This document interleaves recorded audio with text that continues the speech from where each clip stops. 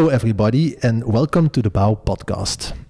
For episode 26, we invite Patrick.nijssen. Patrick is head of growth Benelux at NORNORM.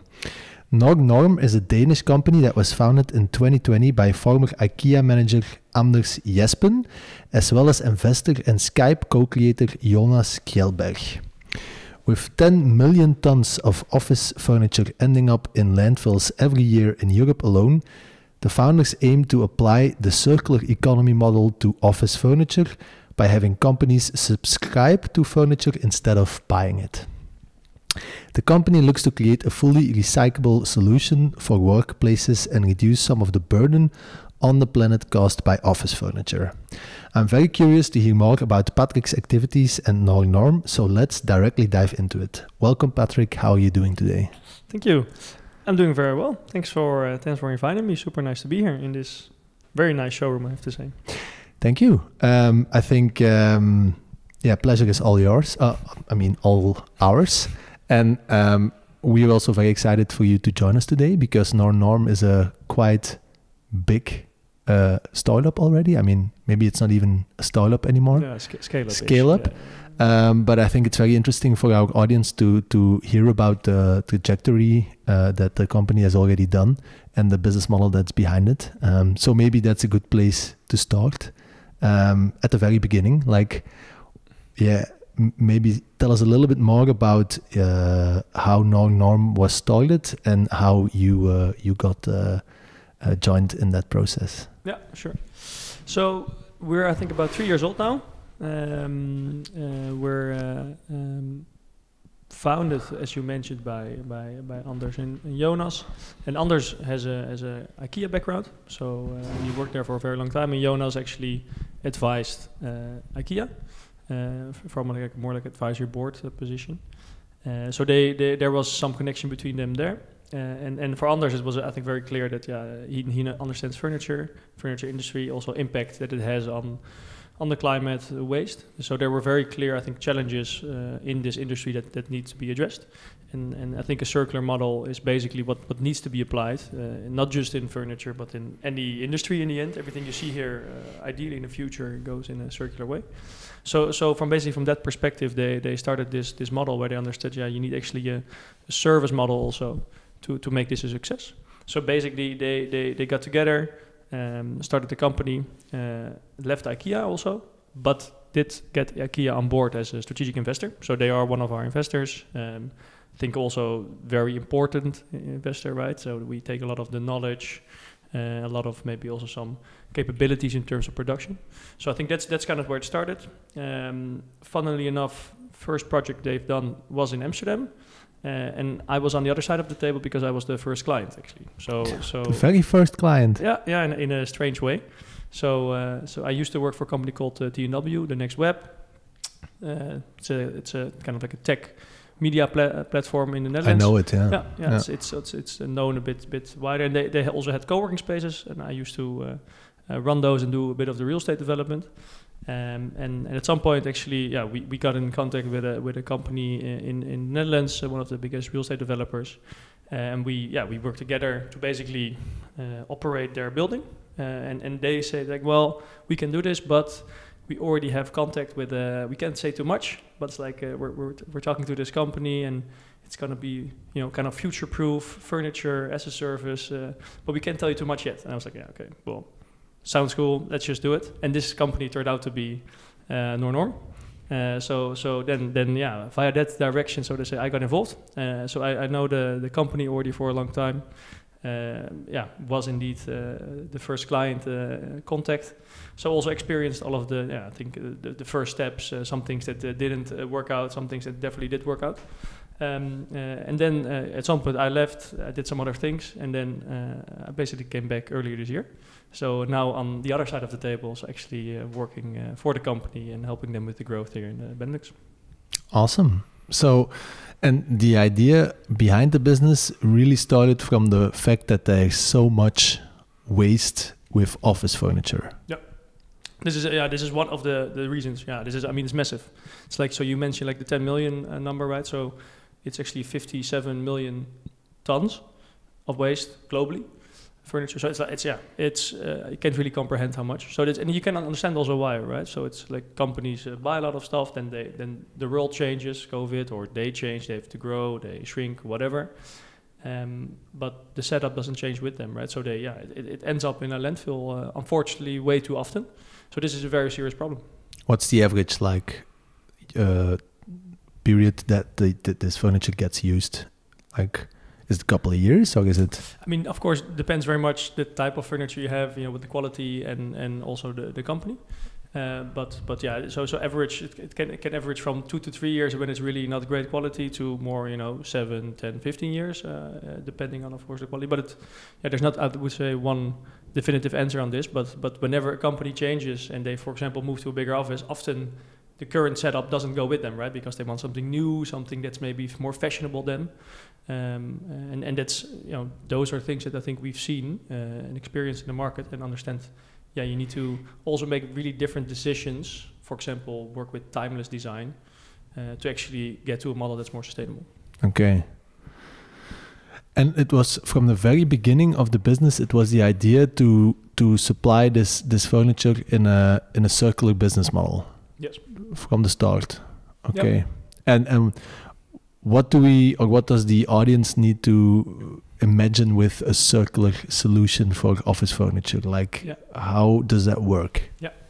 So I think for us, what we've done is so circular, I think, there's a few ways to think about this. It starts also, I think, with production and thinking about, whenever we create something, it basically never goes to waste. So it stays in a circular loop, and that has to do with, how you kind of maintain it, but also once it's at the end of the life, how you then recycle, refurbish, reuse, etc.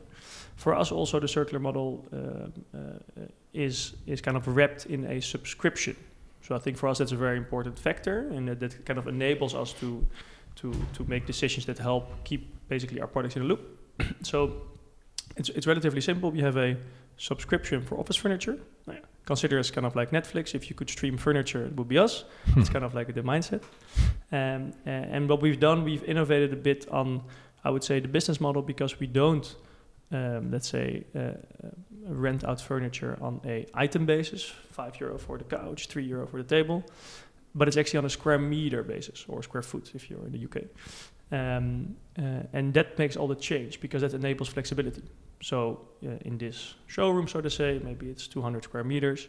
We don't really care if you furnish it with, desks, or with a lounge, or with a meeting room, because it's those same square meters. And this then enables you basically to say, well, after a few months, we've grown, we hired a few people, and they actually don't really want to do this collaborative stuff. They actually all want to have their own desks, otherwise they're not coming to the office. Well, sure, which we can then do, actually, you can just go into our online portal, or you call us, or you email us. We make a new design. We design the right stuff for you. And while we do that, we already think about, you're going to give us back this collaborative setup. Which client actually needs this setup next month? And we basically, in that sense, circulate all of the items between clients. And in that sense, it's wouldn't say it's double circular, but in that sense, every item always gets used. And so we put in new stuff in your office. You pay the same because you pay for the same square meters. And at the same time, we get back your items. We refurbish it if needed. We clean it if needed. And we bring it into circulation for the next client, so to say. So it has a much longer lifetime in that sense. Okay, interesting. That's a nuance that I didn't understand yet based on... But that's why I'm here, I think. Yeah, indeed. Okay, so... you keep ownership of everything that's in the field, so to say, and then people make demands of, look, something needs to change, and then do you also do the installation? So do you come and install everything in the offices, or till where does the service go? Yeah, it's full service. So it starts with design. So we design it, 3D design, whole package. The moment you decide to basically take our subscription, we install it, we deliver it, we install it exactly in the 3D design that you've kind of agreed upon, and we do have our partners for this, right? So we work with, depending on which market we operate in, and we work with certain partners in very close collaboration, and it's installed, and you use it, and whenever, for example, something breaks, regular wear and tear, you can give the item back to us. You get a replacement item. So it's for the lifetime that you're part of us. Hopefully, for a very long time. But as long as you have the subscription, it's full service. So that's the design, the installation, the maintenance. We also pick it up after. So imagine if you would cancel your subscription at some point. That's possible, of course, and then we also pick it up. So it's a full circle. Very impressive. And so how many times a year can a client ask, hey, we would like, or we need an adjustment, or there are guardrails for this, right? Yes and no. So we have unlimited flexibility. Okay. Which means at any time you can request a change. The only thing is that whenever you do change something, so your subscription stays the same as long as you have the same square meters, but you only pay for the delivery, right? So someone needs to come, they need to install it. So there's a small fee. It's at cost, so it's not something we make margin on. We just basically forward you the cost we have. So I think that's one limiting factor in saying, every week we get a phone call, we would like to have a new setup, right? So that's of course not what we want to do, not just for the cost, but mainly also for CO2 emission, transport, etc. So it's at some point, if a client is 3 times a week asking us this, then we maybe have a different conversation. Like, hey, do you think it's smart if the truck drives 3 times, or should we maybe bundle everything together and do it at the end of next month? So that we bundle all your changes, and this is actually something we do. And we also try to be smart with clients in a similar location or in the same building. Can we bundle things so we can be more efficient with logistics? We have technology to support this, and all of this, is still, I think, in the early stages. So we need to, of course, improve that still as well. But yeah, we want to be much smarter there. But theoretically, you have unlimited flexibility, and our clients also, when you opt into our model, of course, we hope you kind of have the same ambitions in terms of sustainability, circularity. So it shouldn't come as a surprise to be like, hey, maybe not change your setup every day, because I don't think it makes a lot of sense.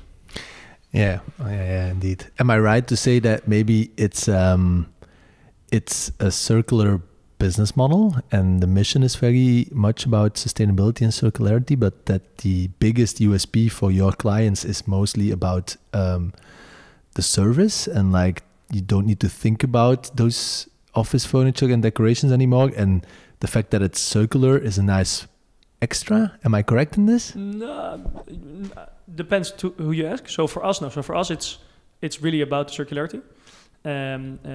For clients, I think it depends who you're talking to, but I think for them it's threefold. One, it's circularity, right? So it is one of the most, I think, circular and most sustainable options out there in our field.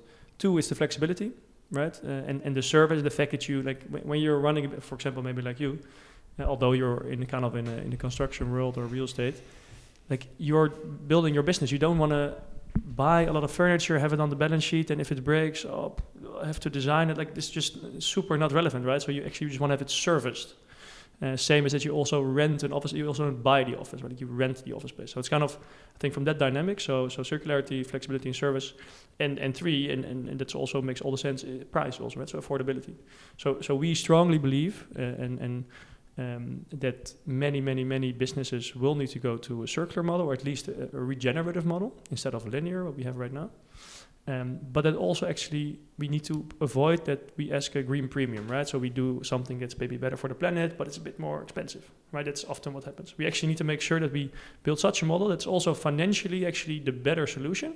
So it's more affordable, more attractive, because then there's no way not to go with this, right? We need to actually build models that are inherently more attractive, not just because it's good for the planet, so to say. And that's also, I think, the third pillar that we have right now and that we're working on. So yeah, it revolves about, I think, those 3 USPs, so to say. Mm-hmm. Okay, so the affordability piece, that is do you have some really concrete numbers about how much more affordable it is in comparison with the traditional way of doing it? Yeah, so for us, super simple pricing. It's from €3 per square meter a month. That's our pricing. We have a one-off setup fee. It's €18 per square meter. That's one-off just for the installation, delivery, and then basically your subscription, your Netflix subscription starts, so to say. What we see is that if you take all of that into consideration, so delivery, design, also the furniture we work with very high-end, super good quality products, mainly from the Nordics, some in the US. That's between year 7 to 9. That's the break-even point where you could say, okay, if we would have bought the same things, we would be financially, break-even. So that theoretically means that if you can look 9 years into the future and you think it will all be the same for 9 years straight, or longer than 9 years actually, then maybe you can buy purely from a financial perspective. But then you forgot about all the times you maybe want to change things, all of those things, right? So that's kind of the benchmark for us. And we are more from the perspective that, how could we lower prices, right? That's kind of more how can we make it more interesting, more affordable, different, instead of how can we raise the prices. So that's I think where we're kind of standing right now in terms of price point. Okay. Interesting. And maybe how is it going? Like you started 3 years ago. Yeah. So what's I think publicly available knowledge is that you raised a substantial amount of money, right? I read something about 100 million, if that's correct. Yeah. Yeah. So for me, that's very interesting because that's the kind of like model that we don't often see here in Belgium. I think it's more the case in the Netherlands. Of course, it's even more the case in the US, right? But these kind of figures, it boggles the mind a bit. So I'm very curious, like with those amount of resources, how do you put that in the market in the right way? Yeah. And what kind of scale can you reach in, let's say, a little bit more than 1,000 days, right? Yeah, exactly. So that's maybe a long-winded way to ask how is it going exactly. Sales-wise. Already expanding of the business. Yeah, so good, right? So I think we have super strong traction. I think a very clear product market fit. So we started 3 years ago. I think company we're now around 80 people. We have offices in the Amsterdam office. We have our headquarters in Copenhagen, office Stockholm, Berlin. We just opened London. I think we're active now in, I think it's 14 markets. So Nordics, DACH, Benelux, UK. We also do Paris. So that's more general outline. And yes, indeed, but it's very capital intensive business. You can imagine we do buy the furniture, right? And we ideally buy everything secondhand. When that's not possible, we buy new stuff and keep it into circulation into infinity, basically. So that costs a lot of money. So we need to finance that, and there's different routes to do that. As mentioned, we started, with an investment from Ikea. We also have a Verdane, so it's like a growth equity investor from the Nordics, and a few other more strategic investors on board as well. So that's not my job. I think so. We have, as you mentioned, Jonas and a few other people in the company who are, very experienced in this front. Have a great network, and I think can also explain what we're doing is quite disruptive, and there needs to be a lot of capital to make it work. But then also we are actually running a subscription model. So you can also imagine how this is a completely different business and how can it be very attractive also towards the future for potential investors versus maybe the current linear model where you would you sell all the furniture, it's out of the door. I guess there's some warranty, but that's kind of it. But we actually have this continuous relationship. It also means that we know our clients super well, and we also get challenged every month because they can cancel at any time. So if we do something that's not great or we mess it up, so to say, we will notice it. So I think that's the great part about also our model. We get constantly challenged to actually improve and be basically very good, have a good relationship with our clients. The feedback loop is very short. Yeah, it's continuously basically. Yeah, no, 100%.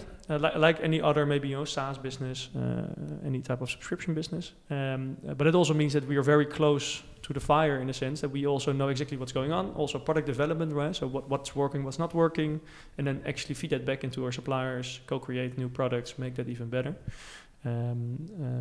So maybe a long story short, it's going really well. It can always be better. I think especially Belgium for us is a bit of a new market. We also have to figure out what's the best way to kind of we do have some projects here. We do SD Works in Antwerp here. We have a project in Brussels, but we would like to expand much more. But we also need to understand, how does the market exactly work? Who are the right actors? What is the openness sometimes to, I think, new concepts? And we've talked about this before, circularity, sustainability. How much do people care about it? Because for us, that's, we want to work with like-minded partners as well. So for us, that's still something, but I think it's a super nice challenge, but it's definitely a challenge to figure that out. But for example, I think, we are, the expansion keeps on going, right? So at some point we'll definitely jump over the ocean to the US. As mentioned, I think we opened London in April, so we did our first projects there. But now we're already, I think, almost with a team of 10 focused on London, because London is just, the sheer size is already, I think, bigger than all the other markets combined. Right? It's just really, yeah, it's so big. So for us, it's huge potential. But then it can also go quick, right? So now we just opened it, and now we're going full focus on that. Fascinating. Yeah, sounds great. Yeah, super nice to be part of this, really. Yeah, really sounds exciting. Very exciting. Yeah. I heard you say that you try to buy everything secondhand as much as possible. So you don't make the designs of the furniture yourself. You're not vertically integrating into the in the manufacturing like your investor Ikea. You really just buy solutions who are available on the market. Yes and no. I think I'm saying a lot of yes and no, but this one again, yes and no. So in general, we work with partners like a Hey or Gemla, Silencio, Martela. So these are Scandinavian brands that are also known for sustainability, modularity. So they have products that we use, but we also actually co-create products, right? So our newest phone booth actually from Martela. But we really believe it's one of the best products actually on the market for phone booths in terms of also sound resistance, etc. But we've actually have a feedback loop with them, and we gave them all of the input also from our clients, and actually created a new model, let's so to say, together. And we do this with multiple partners to actually create products that are even better. So we're not completely vertical integrated, but also completely not per se, not at all. And we might, of course, go more that route. We of course we are thinking about how would you expand the business, and I think that can be a direction. So right now it's mostly in collaboration with or making use of existing let's say landmark design items that, from our current partners. But the brands on top of the furniture are still Hey and like these brands are still on the furniture. It's not NORNORM furniture. Correct, yeah, so that's correct. Okay. So there's, for example, we do have a few items that now have a NORNORM label. Okay.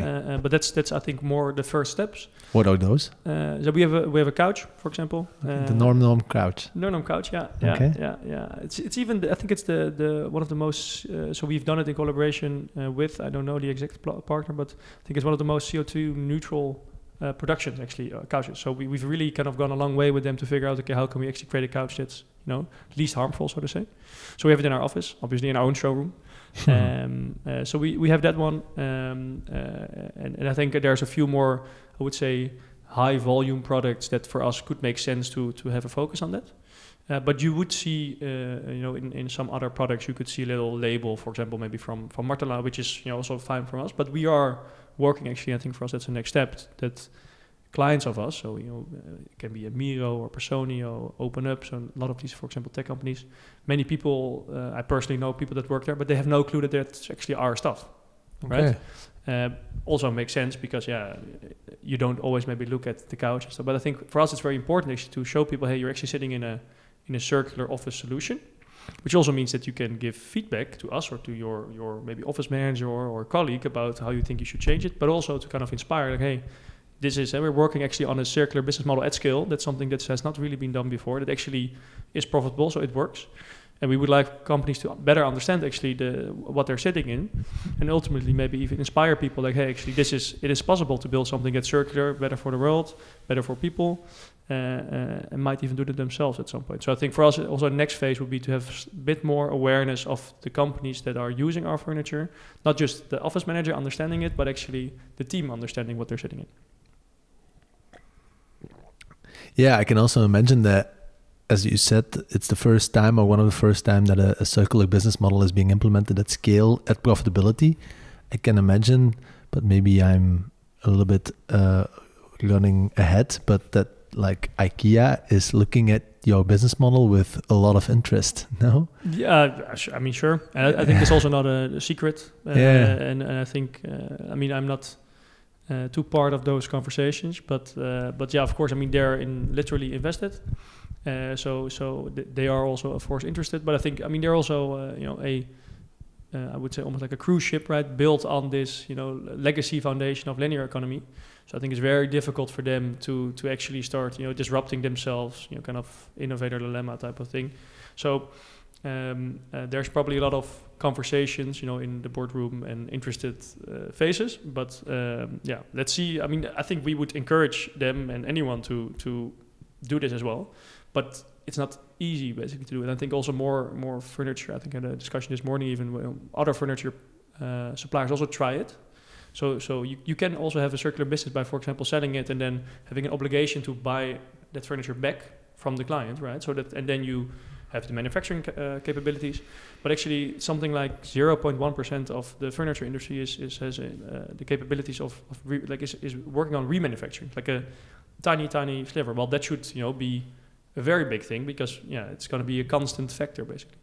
So not just IKEA, but many other companies are looking at it, hopefully, but are also trying to figure out, okay, how can I actually wrap this into the business model that I understand? Or do we need to completely disrupt ourselves? And can we? And do we want to? And do we have the finances? And are we able to? So I think that's why it's probably interesting for them to at least, kind of look over our shoulders a bit and see how we're attempting things, and see if that actually is a model that works.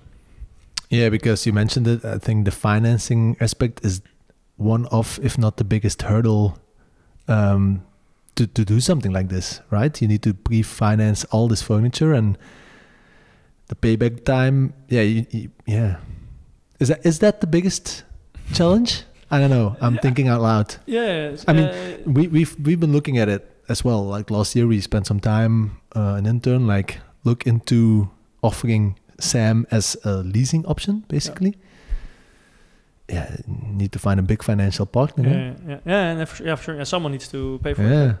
No, so for sure, right? So the financing is a big factor, and again, that really helped us. That of course we had IKEA in the beginning, and that's why I also think it's quite difficult for any other company to just suddenly kind of try to recreate this at the scale that we're doing, because it's there will kind of quite some barriers to entry.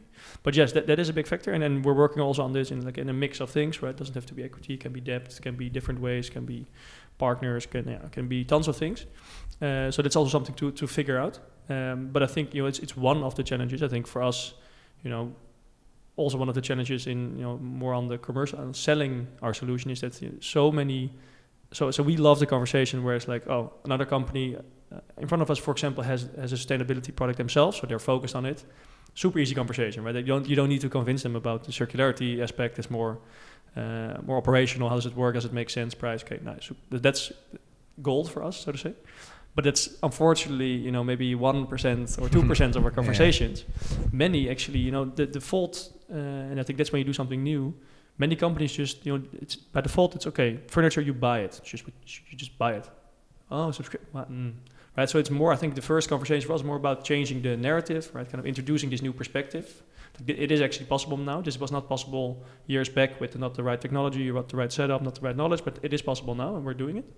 So I think for us, that is also a big hurdle where once we go up the market a bit as well and talk to larger companies with, different type of maybe departments, procurement, the whole shebang, we need them basically to kind of be more open also to these type of conversations. Like there are actually different ways of doing things, which are very important, not just for your bottom line, but also for the planet, so to say. So I think for us, that's also, of course, a big hurdle to really kind of get that narrative out there.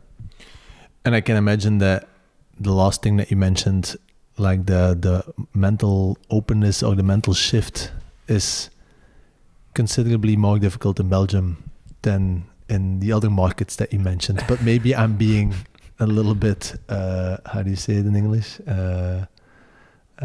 Traumatized? Yeah. Yeah, that's a way to put it. Yeah. Scarred. But maybe that's based on my experience. I don't know. But what have you been finding out? No, something quite similar. So I think in the Netherlands, I think we're known as a country also. We're kind of like, or at least Amsterdam, where I live, is of course often this place where new concepts get tested, right? So you have Gorillas, Getir, first market, Amsterdam, boom. And we have, I think, good infrastructure and a lot of people who are open to, new thing. I want to be the first trying it, right? So I want to be the first, that's also like kind of more maybe like a social identity thing, like new things. I want to try it first. And what we're experiencing here in Belgium over the last, I think, months that we're kind of settling in and having those conversations, more that we reach out with our new narrative saying, hey, would you like to discuss? I think it's, maybe we can learn both from each other. Something is like, no, thanks, we already have a way of doing things. And that's, I think, more of a thing, what we experienced so far. Maybe we're not talking to the right people, but kind of listening to what you're saying, I think you're kind of echoing this. So yeah, that's something that we need to be able to break through. And I'm sure at some point that will happen, right? So maybe the awareness or the urgency is a bit less here, or maybe some skepticism towards the Netherlands, I don't know. Maybe we need to work with more Belgian people, but we are noticing that it's we're not, or at least that's my mindset a lot. When someone would reach out to me with a new solution, I would always be like, oh, super nice. I mean, I'm not going to suddenly buy it directly, but I would like to hear it. So we're just bringing a new perspective, and then you can disagree with that, and that's also fine. Or then at some point, maybe the seed is planted and that grows into something. And so I think we're very much in that seeding phase right now, before we can actually do the harvesting. So I think it's also quite exciting, and I think we're getting a few more inroads now. But yes, I think in Belgium it has been more difficult than maybe anticipated. Mm-hmm. Yeah, I mean, yeah. It's I don't know. The construction market in Belgium, it's enormous. I think it's everywhere. It's quite a big market, but in Belgium, it's like a cultural thing. Like you have the saying, I don't know if you heard this before, but a Belgian is born with a concrete brick in his stomach.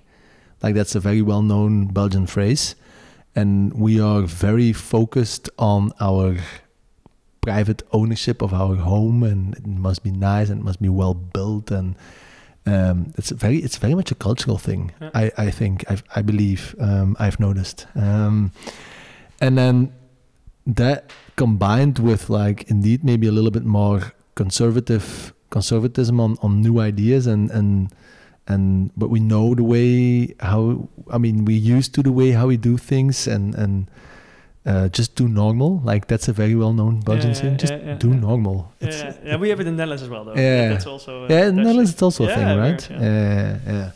So that it doesn't make it the easiest country, I think, to try new things. What I have heard a lot though is that when you succeed here, you succeed anywhere. Yeah.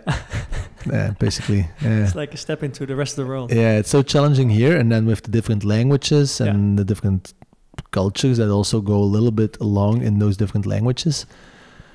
Yeah, if you can succeed, or if you can at least get it going here, then get ready, because if you try somewhere else, it's gonna be much easier. So that's something that gives me hope. Yeah. Nice. All right, cool. Maybe something that I was wondering, like today you do offices. Are you looking at other markets as well? Or too soon? I would say too soon, and also not per se. So I mean, we kind of a natural. So I think some logistics or kind of education. That's something we in the future could do. I think we have super strong product market fit on offices, and that's really something we'll definitely focus on. Residential, we will probably not go into. A bit more of a gentleman's agreement with our investor. You can imagine which one.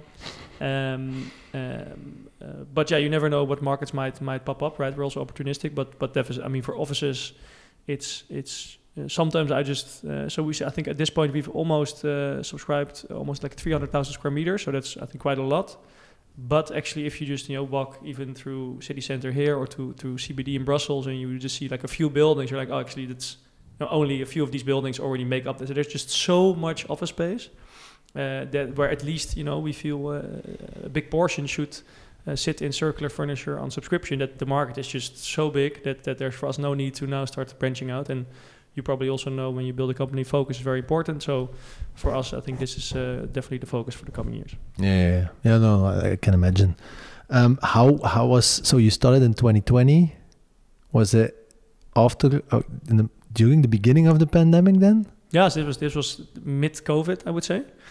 And how was that for you guys? Yeah, so I mean, for me, interesting to answer, because at that time I was on the other side. So I was building a co-working space in the middle of COVID. Oh God! Yeah, so that was wow. Yeah. So that was less great. So to say, and I think for NORNORM in that time, I think it maybe the benefit of in a bit slower way figuring everything out, right? So I think at least not many new projects, of course, appear at that point. But I think it definitely helped us then, I think, to kind of streamline things internally, really understand what is the product. So as an example, so we focus on functional furniture. and that's not attached to the wall or something, right? So we have everything in range, so it can be from ergonomic sit-stand desk, chairs, a meeting room, lounge, lunch. So we have everything, but we don't do accessories. So we don't do a rug, or we don't do the pillows, or we don't do art, or we don't do lighting or plants. But actually, the project, let's say, what was my project in the beginning, NORNORM did all those things. Also, I think, and that's where we also figured out, okay, well, actually, when you do the lighting, you get into a lot of conversation about, okay, if someone moves and they take the subscription, but then who it's attached, who detaches it, oh, it breaks, is it the owner, is it us? So we want to make a lot of impact, also from a climate perspective, and so it means we need to grow a lot, and we need to go quick, and we need to scale, and also we want to show that the circular model can be profitable at scale. So we need to focus. So that's also where we decided, okay, we're not doing these things, right? So we really focus on functional furniture, and then there's a bunch of great partners, and we know them, and we're happy to introduce you to them, where you can maybe do the art or the plants on subscription or AV on subscription, all of those things. But we won't do it. So I think that's at least in the COVID times, that's something that we learned. So that was, I think, helpful before we would move to next project and start scaling. Yeah, it gave you again the opportunity to focus, basically. Yeah. Right. And after COVID, now the office market, do you think it has changed permanently? Or are we already back to business as usual? Oh no, we're definitely not back to, let's say, we're never going to get back to pre-COVID time. So I think things have massively changed. Things are still changing massively, right? So, and I think also it very depends per market. So I think the US, so super clear, people are not coming back, right? Which also kind of makes sense. Like, who wants to sit 1.5 hours in the car to the office and back? Well, you can do the same thing at home. I think in Europe, companies are coming back a bit more, but also on selected days, right? So if you look at occupancy over a week or a month, it's definitely much lower than pre-COVID. There's now some numbers more where on certain days, so let's say Tuesday, Wednesday, Thursday, we're kind of, I'm not sure if it's pre-COVID, but we're back at occupancy levels, but then Monday, Friday, empty, right? And okay. So I definitely think the office is, it has a place, that's, I think, super clear. But you do need to make it a space that people want to go to, right? Because now, I think pre-COVID also, our default mode was 5 days at the office. But that's also actually not per se great, right? So I think it's very healthy that we now have this more hybrid setup. And anyone and in every team with whatever their activity is they can figure out what works for me at home or not, etc. But I think fact is that real estate owners, but also companies, need to really make sure that one fundament, so to say, has to be that the office needs to be super nice, and then you also need to make sure, of course, there's people in the office, which also is for me a reason. As I go to the office quite a lot, also because I really like my colleagues. So it's for me, it's nice to be there, and of course we have a great setup, and I'm happy that of course we have a super nice circular office. So that's like kind of more like a base rule almost, right? You cannot just now have like not a good location, shitty energy or ventilation and not ergonomic like that's not even an option to even remotely think about getting people back. So I think companies do understand that, and yeah, we'll work towards. I think we've not yet reached the new let's say equilibrium, so to say, right? So I think so many companies are still figuring it out, so this will take a few more years, and maybe even we'll get to quite some crises in a sense when these offices remain vacant, because then owners will have a bit of an issue. Mm-hmm. And would you need to change your offering? For our side, you mean? Yeah. No, so I think actually our offering is really tailored to this change, right? So I think a given is change. I think companies now understand that, you can't look 10 years into the future. You can't even look 5 years into the future. So why would you then buy furniture, and depreciate it over 5 or 10 years? Like, so it makes much more sense to go for a service that takes all the hassle away, is actually circular, so you're doing good things for the planet, and also actually gives you the ability to change whenever your company is changing. I think, and that's a given, and I think the rate of change is increasing, so it's only going to get more flexible. In real estate, the average lease lengths, which maybe were 10 years a long time ago, it's all decreasing now, right? So companies want more flexibility, they want more servicing. So big, especially I think in London is a bit ahead of that, and Amsterdam it's coming a bit now, where also landlords who used to do traditional leasing, these are 4 walls, good luck, just sign a lease for a long time, so to say, now understand, okay, well, maybe you need to do a bit more servicing, right? So so my users actually want different things, and we're I think the perfect plugin for them to just plug in NORNORM as a for all of the furnishing, so I don't have to buy it and I don't want to worry about it, but I do want to actually have the premium, right? The premium I charge on my services, so it can be furniture, maybe internet, coffee, whatever, and then actually companies have a managed or a flex solution, and that's actually what the market wants right now. So I do actually think that we are in a position that we're perfectly tailored for the change that's coming, that's already happening.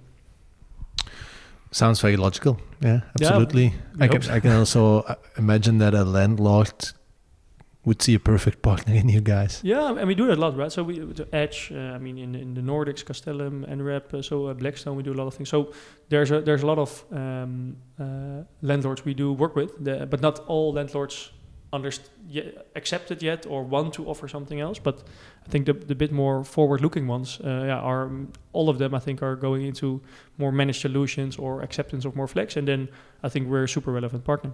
Mm-hmm. All right. I think we are approaching the final part of the conversation. So we always have the tradition on the podcast to have a couple more personal questions at the end. But before we get to that part, maybe if you could dream and you look ahead 5, 10, 15 years in the trajectory of NORNORM, what would be like the dream outcome in those type of time slots? Yeah. So I think on a few dimensions. I think one on almost like a product development dimension, right, where I think also working even closer with partners, or maybe have our own range where really we kind of reduce any type of CO2 emission and waste. So I think really from a sustainability perspective, build even better products together with our partners and deliver that to as many people basically as possible.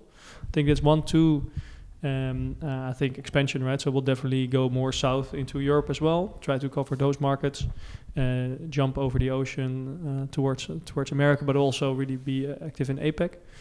So I think really that expansion, that's something that's coming, and hopefully I think more from the conversations we're having is that then it's instead of 1% of the companies being, oh yeah, okay, circularity makes sense, let's do it, maybe 10 or 20 or hopefully 90% of the companies. So the conversations will get much easier, and hopefully many other, let's say, partner companies will pop up that will also work on a circular model that we can partner with, or that we can help, or they can help us.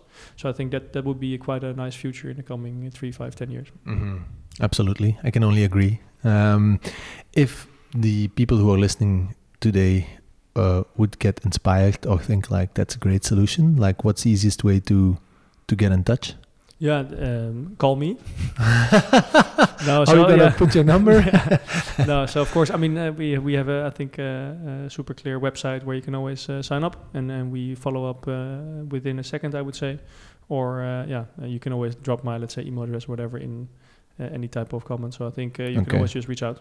All right, then we will put your mail in the show notes well with the website of NORNORM. Yeah, do it. I think it's nice to also get everyone's like perspective, right? So because I think we're building something relatively new, so we're always happy to talk to people who do something similar or have another view of something, so then we can just kind of shape it together. Great, that's a good call to action. And then maybe to close on a lighting note. We have a couple of always like more random personal questions, some fun ones to finish with. If you could have a drink with anyone, dead or alive, who would it be? Right. So I used to, when I was younger, I played tennis a lot. Okay. And then I still played a bit, but I don't know, injuries and whatever. But then I would really do Roger Federer. So that would, and he's definitely alive still, as far as I know. But I would also maybe substitute the drink with just playing a game of tennis, if that's possible. That would be, I think that's, there's all of the Obamas and or other, but then I would jump on the Roger Federer train. Why him?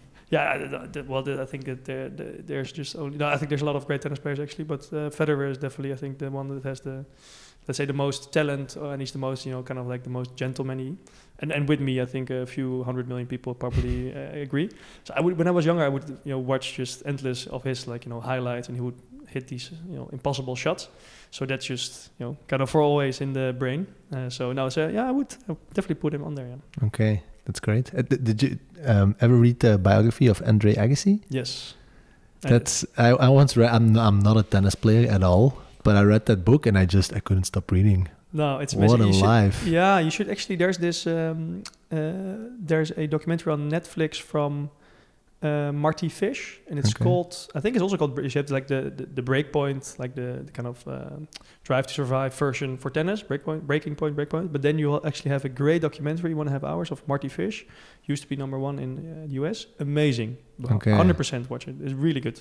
Also kind of has the similar vibe as the Agassi book about like how actually pressured it can be, and he did not enjoy actually his life at all, although he was like the best player in the US, so it's kind of super nice. Really good one.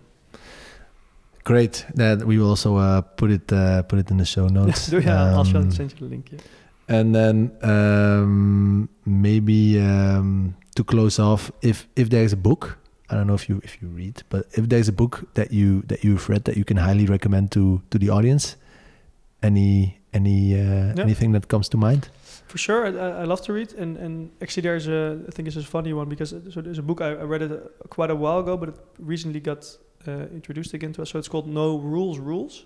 It's a book from the CEO of Netflix, and I think her name is Erin Meyer. So she's like a culture expert, and it's amazing. It's basically about the culture at Netflix, and they have a very strong philosophy on how to build basically a scalable organization, and it has a few fundamentals about how you give very honest feedback and how you build like a talent density pool. And then once you do a few of those fundamental things, you can basically let go of all your policies. So they have no policies, right? So they just assume that people act in the best interest of the company, but you can only do that when you hire the right people with the right mindset. Basically, maybe in a way, all entrepreneurs, right? So just like imagine it's your own business. What type of flight ticket would you buy? The most expensive one, or maybe not? What type of decisions do you make? So, but it's there's a fundament under it that's based on a few factors, and only when you have those things in place, in their opinion, you can actually let go of the rules.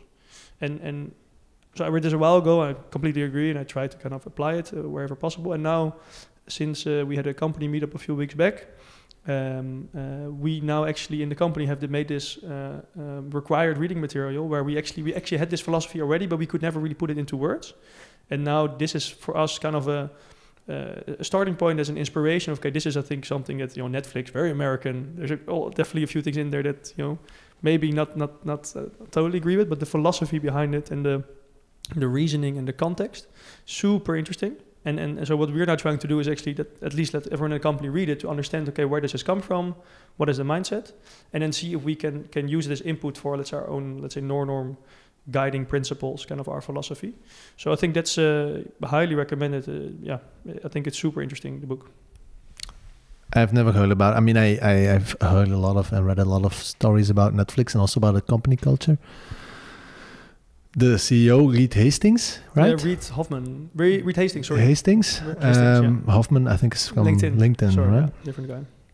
I once heard him say on a I think it was a TED Talk, like he was sitting there and he's like, I haven't made one decision in my organization this year. And it was like October.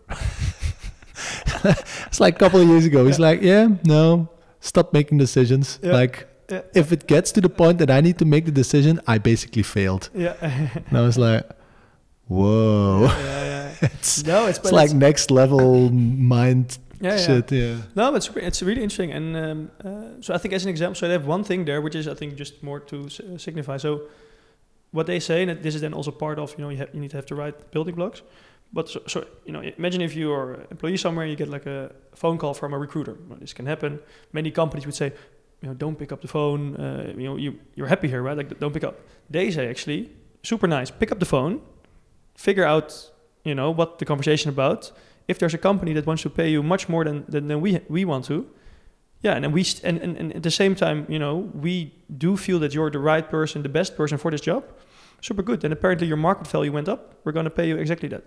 So I think more the mindset of, instead of saying, okay, let's be afraid, we don't want to lose our people. More the mindset of, hey, actually, you have a certain market value, and if our mindset, or we feel that you're still the best person in that job, and if you would now, let's say I quit, we would be like, okay, we have a really big problem. then we should at that moment actually raise your salary. And that's purely a financial, I think, example, but it's super American, right? And it also goes a different way that maybe you get fired very quickly. Also in the book, there's something about this. But I think it's more like it kind of triggers something like, oh yeah, that's actually, kind of a okay, interesting way to think about this. And, it's Netflix, they have, in a way, a bit of unlimited money. They're working in the creative industry, so they need to also attract certain type of people. So the context is important, and like not every company should suddenly adopt this or can adopt it, but at least it triggers like, oh yeah, this is interesting. Absolutely. Yeah. I like those kind of perspective changing ideas. Yeah. I once, have you heard about Ricardo Semler? It's like a Brazilian industrialist. He wrote a couple of books about also teams. Yeah. I once heard him speak during my studies, and he's like, he didn't do, what was it again? He didn't do, he had a completely transparent wage program in the organization. And he's like, our evaluation talks go very easily. Yeah? Like people come, we have a discussion about how did your work go. We ask feedback from all the peers about this person. We send it through beforehand. They talk about it. We talk about it. We talk about it during the conversation. And then, if they think they can be promoted, they can. But basically, they make the decision. Because if they get promoted and the rest of the organization is not in agreement, they see it the next day. Yeah. And you won't be very happy at your work. It's like self-cleansing. It's self-cleansing. Yeah. So like he said, the entire office politics and all, it's and again, it's very extreme. And like to get that in certain type of organizations and certain type of cultures is probably not so easy. But like those like perspective altering ideas, I find it very, very fun. Yeah. For sure. All right, Patrick, then I think we have come to the end of this conversation. I think I speak for the audience to say that was very interesting. I think Norm, now that I learn a little bit more, I understand a little bit more, is indeed a very, very ambitious example of a circular business model. And I think these type of ideas and these type of business models should be implemented way, way, way more. So I think by you winning and the organization winning, I think you're setting a great example to the rest of the industry. So I think thank you very much. And then we will put all the information in the show notes. And then I think that's it. Perfect. Well, thanks so much for being for hosting me. It was very great to speak to you. Thanks for that. All right. Thank you very much. Bye-bye. Thanks for listening to the Bao Podcast. If you enjoyed this conversation, make sure to subscribe to our channel. If you're interested in Bao Living in our Smart Adaptable Module or SAM, go check out our website baoliving.com.